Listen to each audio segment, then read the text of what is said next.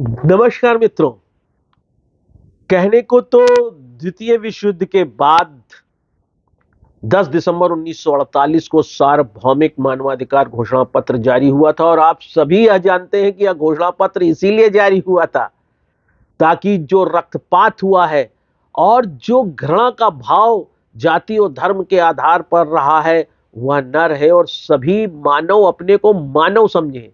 सभी आनुवांशिक रूप से एक ही 46 गुणसूत्र से बने हैं। लेकिन परिणाम क्या हुआ?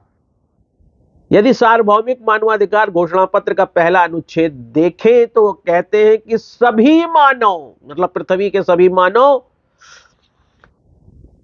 स्वतंत्र और समानता के आधार पर जन्म लेते हैं। सभी में तर्क और विवेक होता है।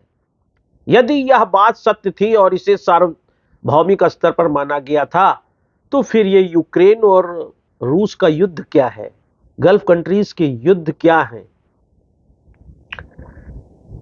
निश्चित रूप से जो मानवाधिकार घोषणा पत्र है उसका पहला अनुच्छेद ही अपने प्रभाव को स्थापित नहीं कर पाया। हम यह नहीं मान पाए कि हम सभी समान हैं। हम सभी को एक दूसरे से तर्क और विवेक के आधार पर भाईचारे का व्यवहार करना चाहिए। और यदि अपने देश के संबंध में ले ले तो वहां पर भी जाति व्यवस्था के आधार पर कहीं ना कहीं जो ब्राह्मण है वह सोच ही लेता है, अरे ये तो शूद्र है, ये तो दलित है। जो क्षत्रिय है वो यह सोचता है कि ये तो वैश्य है।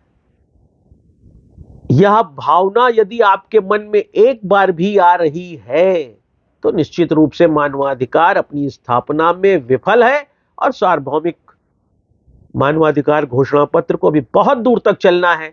आज अंतर्राष्ट्रीय मानवाधिकार दिवस पर यही आइए सोच डालते हैं। कोई जरूरत नहीं बड़े बड़े कार्यक्रमों करने की। मैं आलोक चांटिया अखिल भारतीय अधिकार संगठन की तरफ से आपको यही सोच देने के लिए आपके साथ हूं। नमस्कार।